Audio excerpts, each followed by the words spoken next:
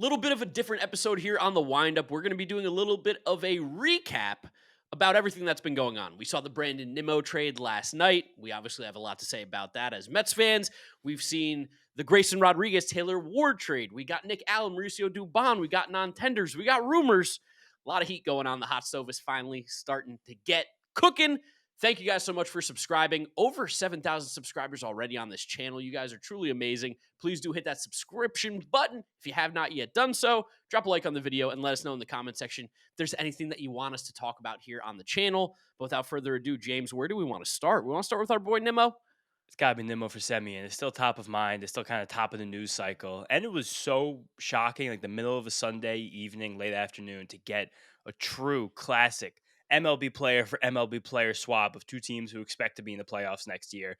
Don't see that very often. I think it's a very interesting kind of trade to make for both clubs. Yeah, it is more of a like NBA trade where you're trying to find the contracts that match up because truthfully, this is what it was an exchanging of contracts at the end of the day because Marcus Semien and Brandon Nimmo relatively were the same value player last year. Semien got most of his value defensively, Nimmo got most of his value offensively. At the same time, they're both getting paid $20 million on contracts that are worth multiple years and contracts that neither team seemingly wanted to hold on to anymore. No, and I think neither contract that almost anyone else in the league would have wanted. For the Mets to have been able to trade Brandon Nimmo, who had 5 for 100 left at 32 years old, as he was declining seemingly rapidly physically, to get that off in any way, shape, or form was kind of a miracle, especially the fact that Brandon Nimmo had a full no trade clause, which is amazing. Brandon Nimmo had a full no trade clause in his contract. It's just kind of funny to go back and think about that. But Shout out Big Billy Epler. yeah, and also at the time, I don't even think it was that bad of a contract because when the No. trade happened, Nimmo was like a 35% better hitter than league average. He was playing center field at least adequately. You kind of felt like he could age gracefully in center field for a few more years and be a good hitter forever. But Brandon Nimmo's he's never had very serious injuries in his major league career, but Brandon Nimmo has just consistently been injured. It's consistently been things that you hope wouldn't stick with the guy, but kind of have. Brandon Nimmo for years has now had this neck thing going on. Brandon Nimmo's had this litany of lower body injuries, and you kind of got worried that this decline could happen rapidly. And you have seen the last few years, Brandon Nimmo's sprint speed go down, down, down, down, down like a rock. And as that's happening, you try to play the corner outfield. You are getting to fewer balls, and you're not hitting the same way. It just kind of felt like contract the Mets didn't want at all anymore. Yeah, and to Brandon Nimmo's credit, he has played 150 games the last 4 seasons. So as Oh, much for as there sure. are these nagging injuries, he does tend to play through them. But yes, he's always been like a muscle injury guy. So the The longevity, neck. the neck, the longevity of what his peak could look like. I feel like we're not at peak Brandon Nimmo anymore. I wouldn't be shocked if he has 1 or 2 more seasons where he's going to For be a sure. very good offensive player, and I think he's going to be great in Texas. There was things that we saw him do last year, which was hit the ball harder, hit the ball in the air more. That are great things are great signs for him offensively. But yes, defensively, he's become a bit of a liability. He just wasn't good in the outfield anymore. He has one of the worst arms in the league. And I think for the Mets who are trying to build this new core, that's why they wanted to build or move off of Brandon Nimmo. Now, bringing in Marcus Semien, I don't think is necessarily a better player. I think Marcus Semien, if we get anything out of him offensively, it will be a miracle because as much as we've seen Nimmo slow down offensively or defensively, Marcus Semien at the plate has little to nothing left in the tank, it looks like. No. Well, funny, Marcus Semien didn't seem like ever had much in the tank offensively. He always got much more than anything Fair. Marcus Semien ever had under the hood would indicate. Like Marcus Semien takes a great at bat, he makes great swing decisions, and he pulls his fly balls. He does not hit the ball hard. He does not have good bat speed. You just kind of have to hope that Marcus Semien's like the baseball sense of Marcus Semien kind of drag him to 20 home runs next year and a 720 OPS. And that's And the I hope. will say that, like, right now, I'm seeing a lot of projected lineups out there, which is insane to do at this point in the season because it assumes that the Mets will make 0 more moves and Marcus Semien slotted in the 2 spot. I'd be sick to my stomach if Marcus Semien is hitting 2, getting an at bat every single time more than Juan Soto. But in the Mets' perfect world, I think he's going to be hitting 7th, maybe 8th in this lineup. Like, I think there are a lot of guys Say that will get sixth. at bats ahead of Marcus Semien. Also, I don't think the Mets are done, but you got him for his glove. That's really the entire reason that he's here. You got him for the glove and the shorter term contract. So yeah, it's the crux of this trade is that the Rangers last year had a historically bad season offensively, especially compared to the players they had in that roster. They got a bad upgrade. The Mets last season had a full-on disaster season every single way, but the lineup was good.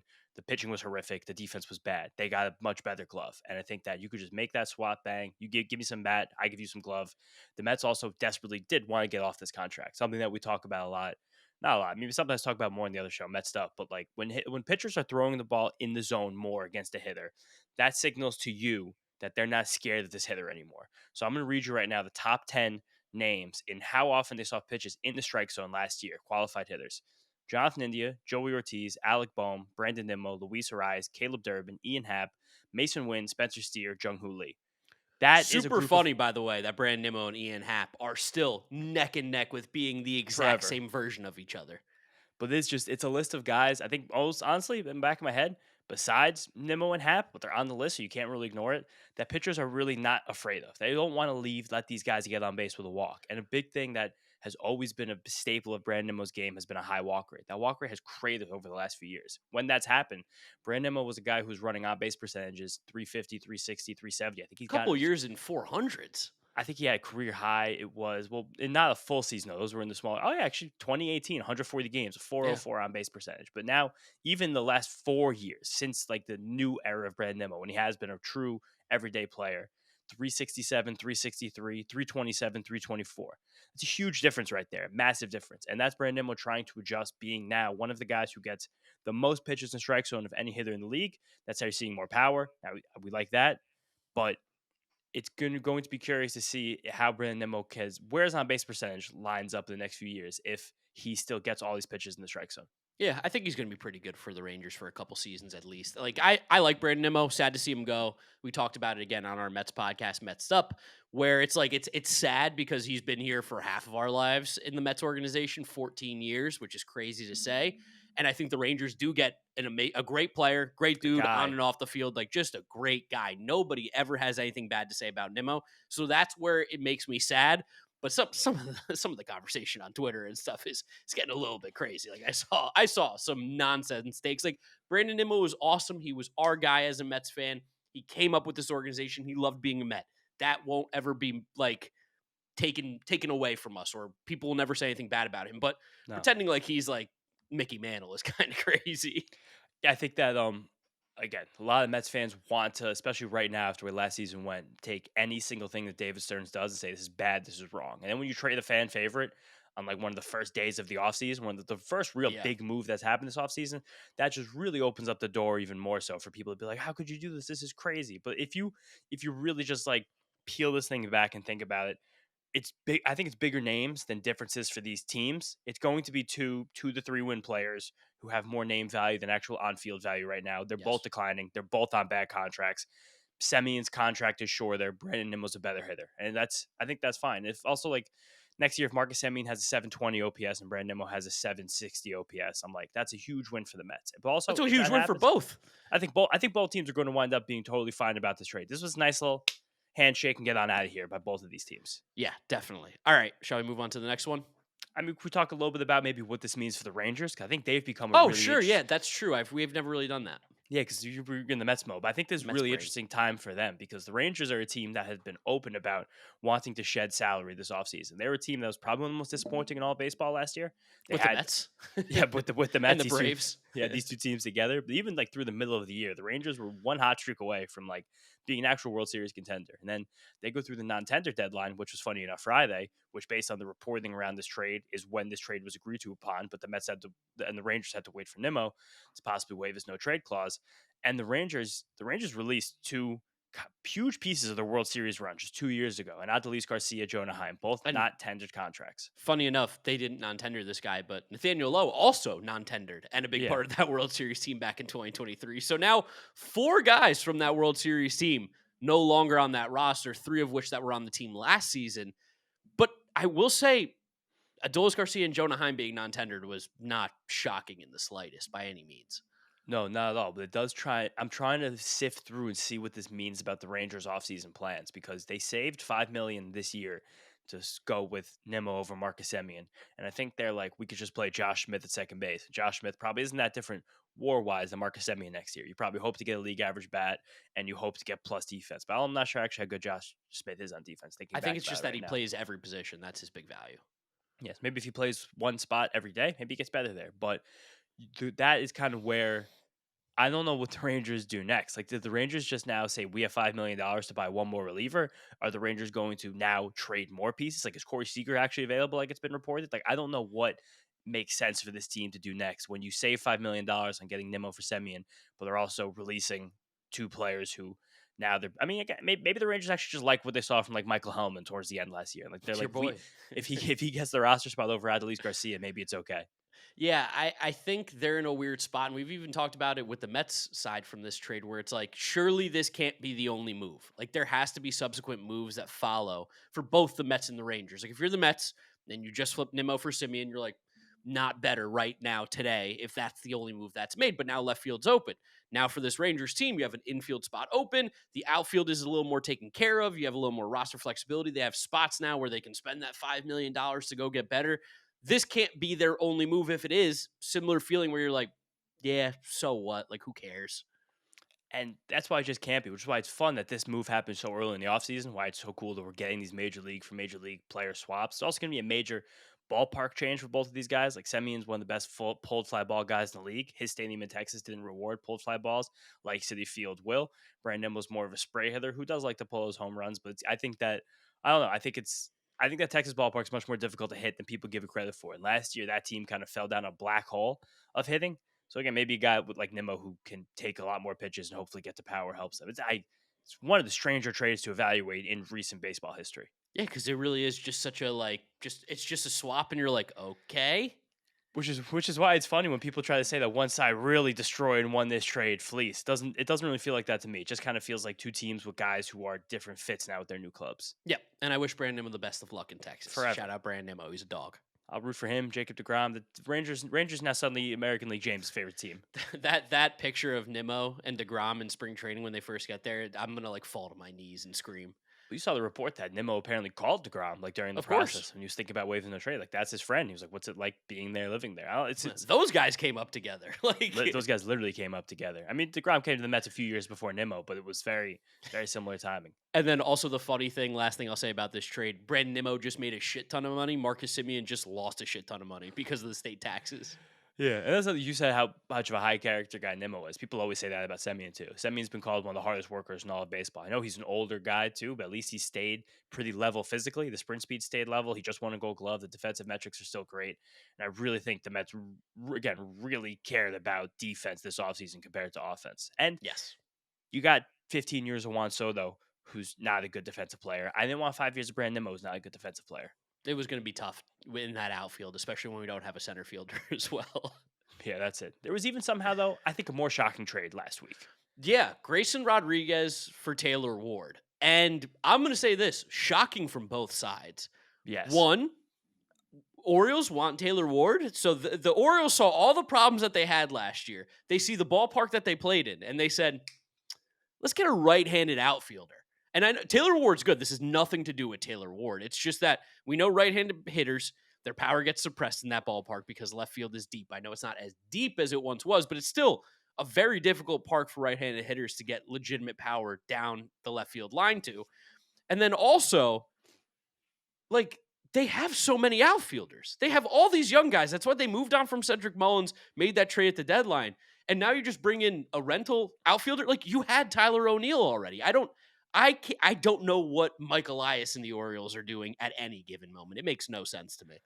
This is something that I'm sure a lot of Orioles fans, though, for this exact purpose, probably liked. Is the fact that you signed Tyler O'Neill last offseason. The first season with the club was a disappointment. This is the classic Tyler O'Neill thing. Disappointment both in terms of production on the field and in terms of health. He only played 54 games, and he had a 199 batting average, which was below league average hitter in terms of WRC+. Bang, right there. This contract feels like a disaster. Even though we gave him 3 for 50, it's nice the fact that we're going to replace him immediately. We're not going to pretend this could still work. But the funny thing is, you had enough depth internally where you could have just made Dylan Beavers an everyday player. And he looked good.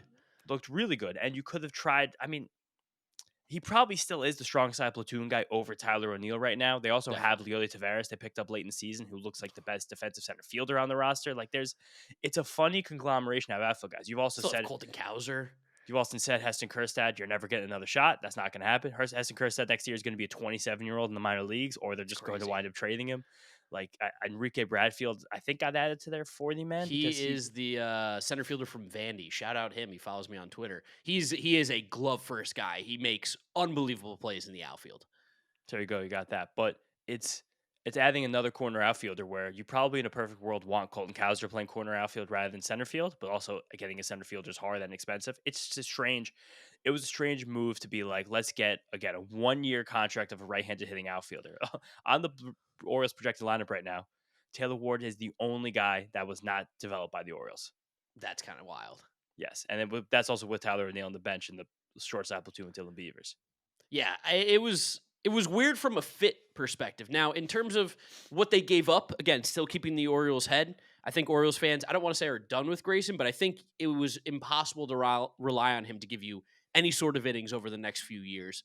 So you gave up a guy that you're like, surely he's roast beef. Like that had to be the Feels reason like it. why the Orioles gave him up. Because if not, this trade's insane. If Grayson Rodriguez throws 200 innings for the Angels over the 4 years that he has left there, is a massive win for the Angels. Like a huge, huge win because Grayson Rodriguez was a top pitching prospect in baseball. He had the shine. He's got the stuff. He's just never been able to stay healthy.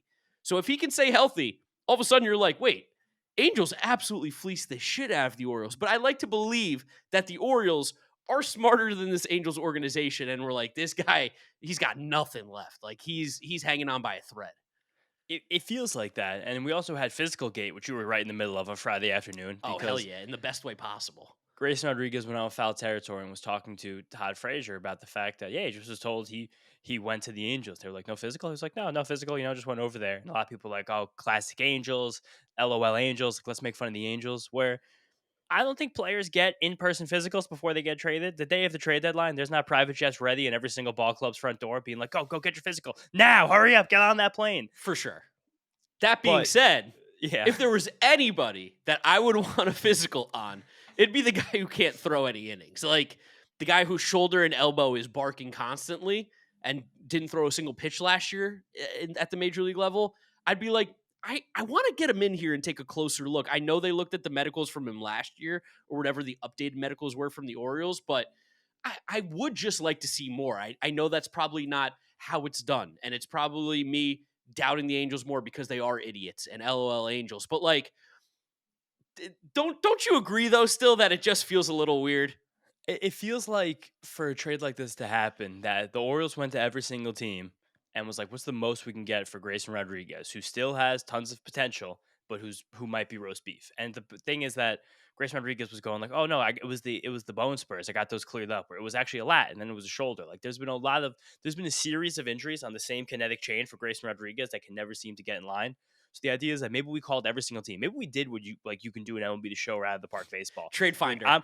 I'm trading Grayson Rodriguez. What's the best possible thing I get for him? And in like 1 year of Taylor Ward, like I could give me 35 home runs and like a 3-win guy for 1 year.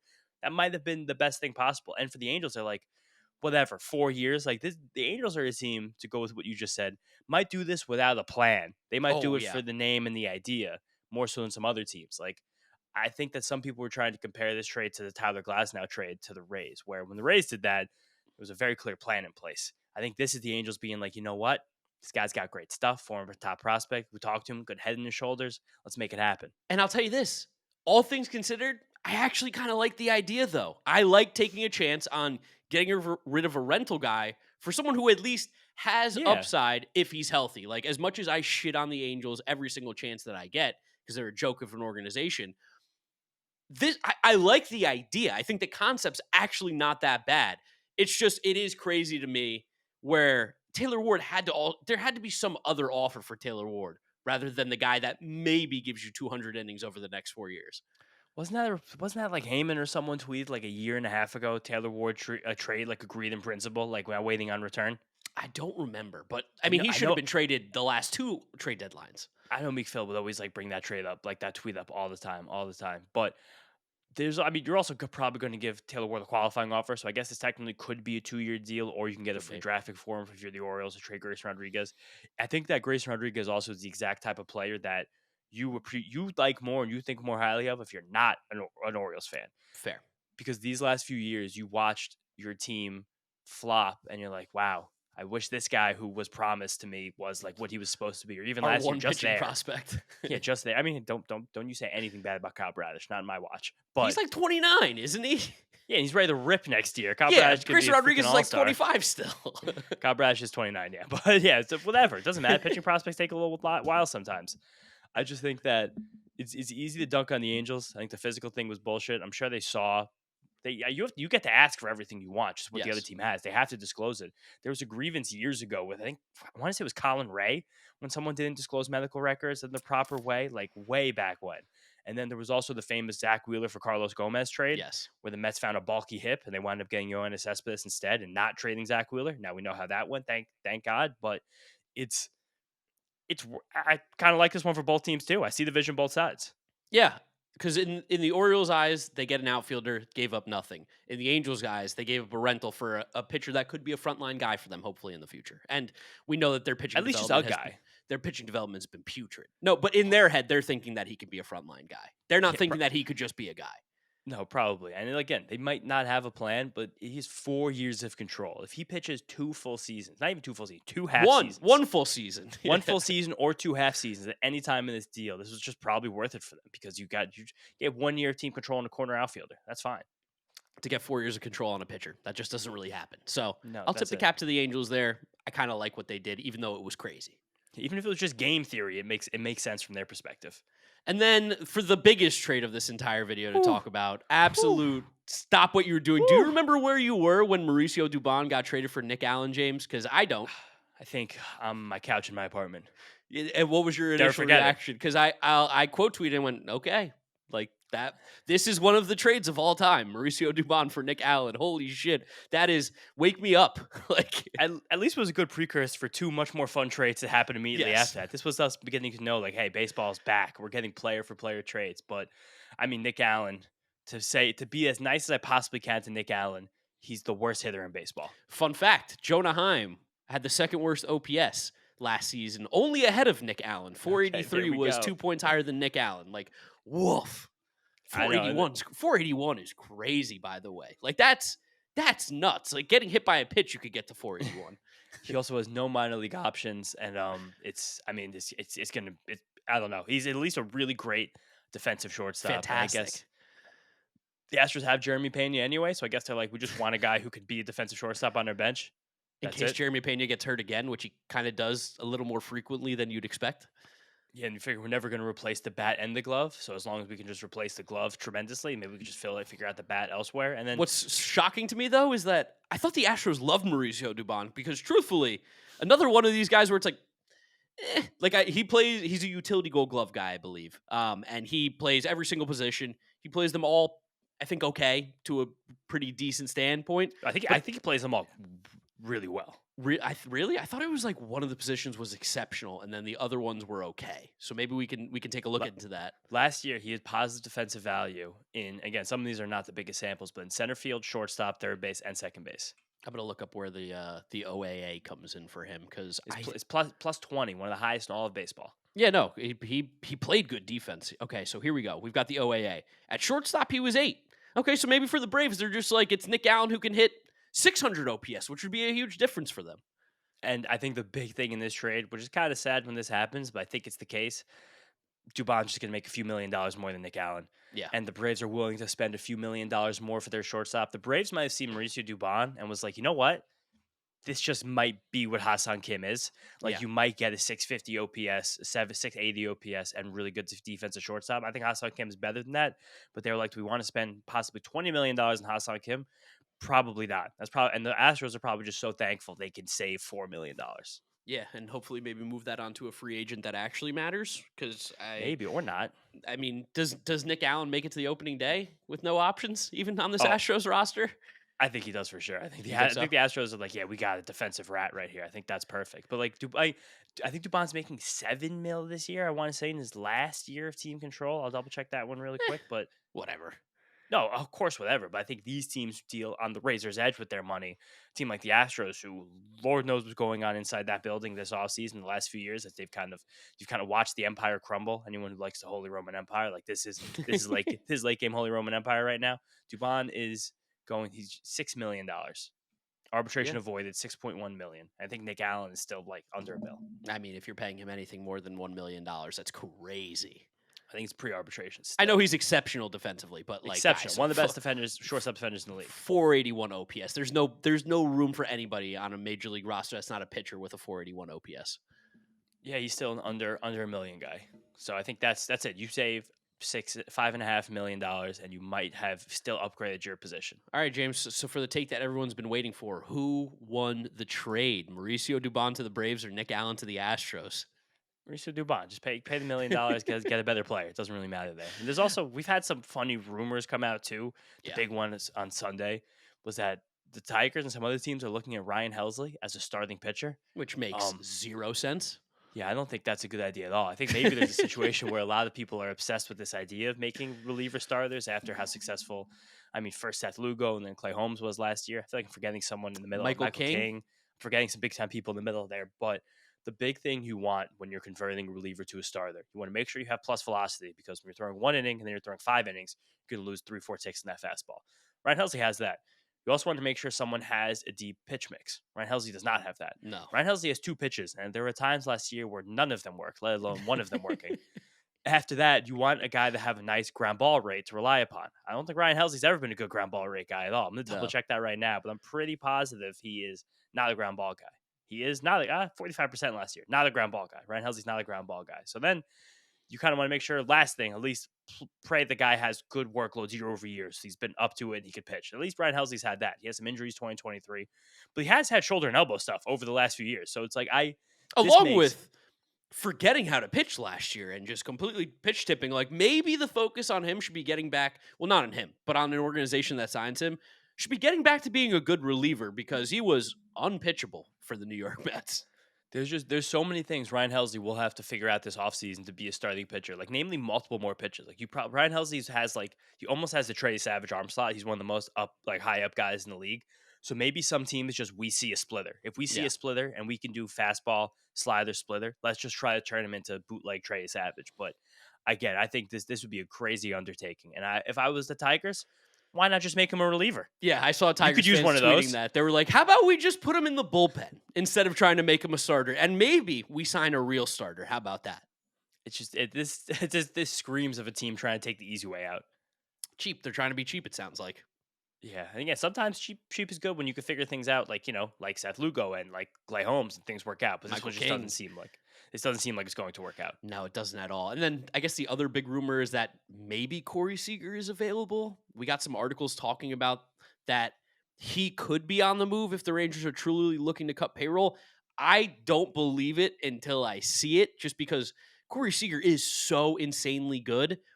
I don't know why the Rangers would moving off from Corey Seager and bringing in Brandon Nimmo would be like, that would be perverted if you're a Rangers fan. You'd be like, what the hell, guys? Like, what are we doing? Yeah, it seems like that's not going to happen because of this trade. Like, if you traded Marcus Semien for a pure salary dump, I would say, oh yeah, Corey Seager, pack your bags. Every contender, think about your Corey Seager package right now.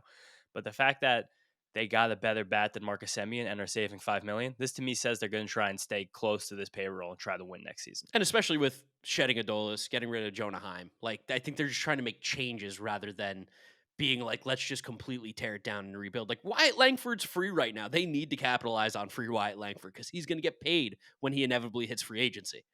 And you've just had healthy Jacob deGrom, and you have Jacob deGrom and Nathan Eovaldi that they're not. I don't think it'd be crazy to expect both guys to be healthy for a full season ever again. I know deGrom just was, but it seemed like it was like kind of a miracle to get him there. Like there were a lot of 5-6 inning stars. I think he went over 100 pitches like 4 times the whole season. He really sat in that like 85 to 95 range, and he kind of brought it back down to 97. But you have a chance where if you get to the postseason and both of those guys are healthy, you can rip through any series with Jacob deGrom, Nathan Eovaldi. Terrified to match up with this team, especially if you have Corey Seager in that lineup with Wyatt Langford and Brandon Nimmo sitting well, and Evan Carter's a good ball player who's pesky and gets up. Man, they got They got old Evan Carter. Brandon Nimmo. That's the same thing. You just did the whole thing right there. You got the Spider-Man meme. Also, on roster resource right now, who do you think is a projected 7th inning guy for the Texas Rangers? Ooh, wow. That's a really good question because I don't think they have almost any relievers. Show me. I honestly, I don't know. Their bullpen is so bad. I'll give you a hint. Former Met. Former Met? Yeah. That doesn't help me. There's so many former Mets. Who is this? He was on the Mets this year. Who's on the Mets this year? He pitched barely. He did a lot of up and down for the Mets, but didn't get into many games. A lot of up and down for the Mets. Dom Hamill? Yes. Whoa.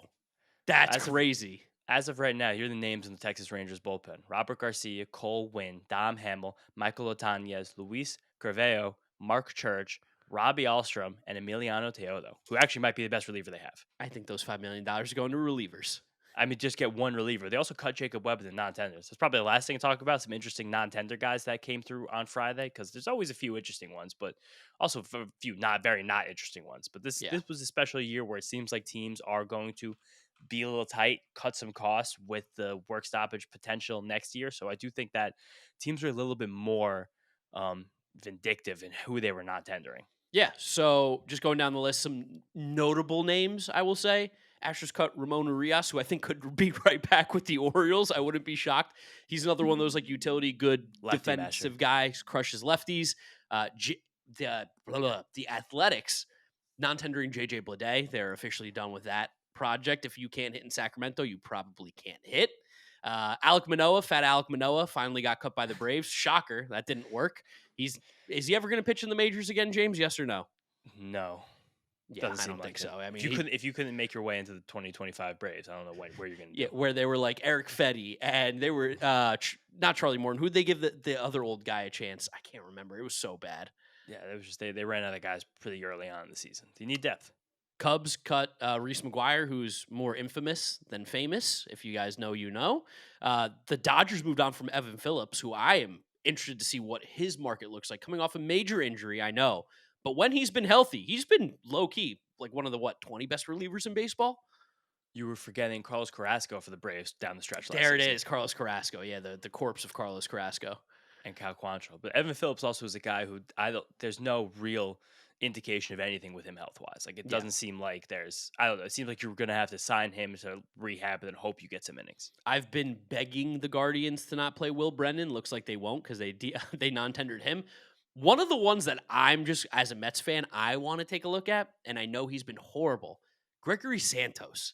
When he was with the White Sox a few years ago, throwing 102, I was like, this guy's crazy. He went to the Mariners, who are a great pitching org, couldn't do a thing with him. That's what concerns Unhealthy. me. It was injuries. He got injured a lot. I mean, I think he's an interesting guy because you think you still have a live arm.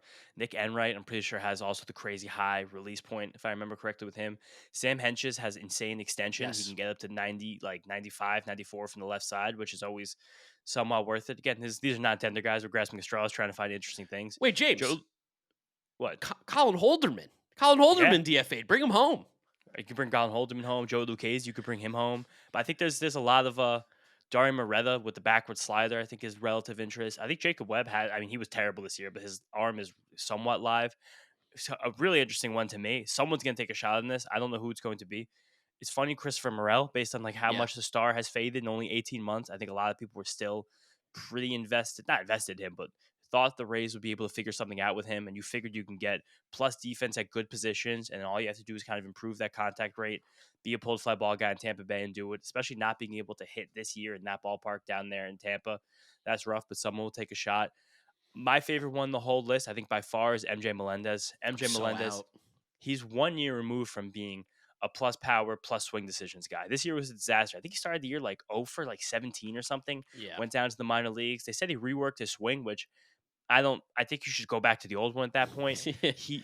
While he figured out the outfield, he has a cannon for an arm. He's a plus athlete. Like you could get the next version of Ryan O'Hearn in MJ Melendez here for sure. If a team wants to take that shot. Yeah, it wouldn't be my team. He has been putrid for 3 seasons in a row. Like that's fine. he went on like 300 games of being pretty much useless. And I loved MJ Melendez as a prospect for all the reasons that you said: swing decisions, power, and he had a cannon of an arm. Actually started off as a catcher. But the Royals are so desperate for anybody that could be a major league hitter. For them to move on from him, he must just be absolutely cooked. Or, I mean, they just don't want to spend a few $1,000,000 it'll cost now. He said 3 years and he's going to go into arbitration. Like, he was due for a small increase in pay, and they're like, we just don't even want this anymore. Cam Boozer throws 96 from the left side. Yeah. not a great repertoire to get righties at. I mean, if the four seamer could ever get more swings and misses, he would. But that four seamer had a 700 slugging against righties last year, so maybe not. But this 96 from the left side, you'll always catch me on. Why'd the Red Sox move on from Josh Winkowski? I feel like he's like somewhat interesting. Like, doesn't he have like a great sinker? Isn't that his I, big pitch, big ground ball guy? I think that the Red Sox have become so confident in the pitchers that they have coming up internally. I think they're willing to move on from a guy Gotcha. like Josh Winkowski, who's never really found major league success. He kind of his slider cutters, so they're not really very consistent. I think he's also fine. Like Josh Winkowski will catch on for a bad team this year, and he could become like, he could be like a poor man's Bailey Falter. Is that fair? Okay, yeah, I like that. Like there's something there. I think also like the Mets moving on from Max Kranick, I thought was interesting, but he just once he started throwing much harder, his arm gave out almost immediately. I think that was a sad thing. Tyler Saucedo as a lefty is funky enough to maybe be successful in the major league still. Eli Morgan's had periods of success, cut by the But Cubs, he's was a so former weird though as a Guardian. pitcher. It's like the low velo reliever, which is bizarre. I think was he also a reverse slider guy, something like that. Jake Fraley seems like he could be a fifth outfielder on a team for sure. Could be a fourth Yeah, outfielder on a bad team. Like that's something. The Nathaniel Lowe fall from grace is wild. Michael Tolia, like that's even crazier. Michael Tolia seems like he's a future Dodger, Brewer, someone's going to catch on Michael Tolley and make something click. There's still, to me, feels like there's a good amount of talent there. there is and there isn't. I think like the whiff rate and There's raw power. there's raw power. That's all it is. Yeah. That's what you gotta say. There's raw power there, and a team will take a chance on it. And it's shocking for the Rockies, who suck, to not take a chance again. Yeah, and the Yankees dumped a slew of relievers who had moments of being interesting, but a lot of these guys had health problems, and some of them just wound up not being that good. The Ian Hamilton, Mark Leiter Jr., Jay Cousins, Scott Efros. Efros was part of the big trade, wasn't he? He was a part of the trade with the Cubs, I believe, for Anthony Rizzo. Was that when they got Rizzo? Maybe. Scott Wait, Efros. there was I'm some looking trade. it up. I know he was part of some trade there. It was just, He there, did come over from the Cubs. I know that. Let's see. Scott Efros was for Hayden Wisniewski. okay, there it is. Andy Ibanez, your favorite, your guys listening, whoever you are, your favorite team is going to sign him to be the utility infielder, and you're going to watch him get 250 plate appearances you don't want to watch. I guarantee that. I think If that's you, all I got. I mean, I think Adolis Garcia is definitely the biggest name, but it's been 2 years of very bad for Adolis It's Garcia. like seven, or is it not 700? It's even more than that. Well, how many plate appearances over the last 2 years? Because it's a shocking amount. It Probably like is. 800. It is almost 1,200 plate appearances over the last 2 years of having an OPS, which it's still around league average, but this is just what a fall from grace. 1,184 plate appearances over the last 2 years, a 225 average, 278 on base, 397 slug for a 675 OPS. I think the exit velos are still high, but I think everyone around baseball said, why are we throwing him strikes? He'll swing at everything. He struck out 312 times over the last 289 games. Not a strikeout offensively, YouTube channel here, podcast, whatever you want to call us, but those are shocking numbers with the rest of the slash line stuff as well. Yeah, especially when I think this year he tried to be a little more selective, and I think he just got kind of bombarded by pitchers. His zone swing fell like dramatically for the first time in his career. Still better than league average, but I think this is a case of a guy who was just confused in the Yeah, box. they figured him out, and it was probably time to move on. The failed Cardinals outfielder experiment, I think, is officially over. We've moved on from that era of if you were cut by the Cardinals in the outfield, you become a superstar. Got one more coming. Who? Lars Nootbaar? Jordan Walker. Oh, true. Jordan One Walker. more shot. Will be One that more guy. shot. One more chance. In 2 years, someone's going to sign Jordan Walker, and he will still be good. That's it. And then last thing, just a quick little, we got a source off. Jeff Passan versus Ken Rosenthal. Pirates source off. Love to see it. I love that because we had Jeff Passan, his big, huge GM meeting kind of overview rumor article last week, say that the Pirates were in on Josh Naylor. He didn't exactly physically say they made him an offer, but they were in there. They had an offer ready. And then Ken Rosenthal said no offer was made, not even close to it. It happened too fast for them, basically. Which is also hilarious that it happened too fast. Wow. Yeah. And like, I don't know. I don't know, guys. Did you have 3 weeks in the offseason before Josh Naylor signed? Yes, it happened too fast for the Pirates. I don't know. Anything possibly could have happened in those few weeks. But it's an interesting moment right now in the offseason. We're going to have, there's usually a small flurry around Thanksgiving. Yes. So I'm excited for something else to happen this week. And if news breaks, we'll get it for you guys. And then we're going to get the owners meeting, the GM meetings, the owners meetings was winter meetings. There you go. That was such a flub. We're gonna get the winter meetings next week, and that's always gonna be a catalyst for things to happen. I think this closer market might move quick. I can see Edwin Diaz signing soon. And then we have also just deadlines on the Japanese guys, which is always fun to force the issue there with Tatsuya Imai, Kazuma Okamoto, Munetaka Murakami, all being due contracts either the first week of January or the last week of December. This was a very different video and episode than we've done for you guys. Would love to know your opinions on it down in the comment section. Please let us know. Like, we're eventually going to be doing podcasts and stuff like this and doing more-ish kind of episodes in a similar ilk where we're just kind of rambling for 40 minutes about things that we want to talk about in baseball. Not everything will be so YouTubey, big name, big title, thumbnail, all that kind of stuff. But if you guys like it, we'll do more of this. Let us know in the comment section. Drop a like on the video. Subscribe if you have not yet done so. You can follow James on social media at James Shiano. And I'm Giraffe Neck Mark. Thank you guys for watching. We will catch you all in the next one. Any big news, we got you. Peace out.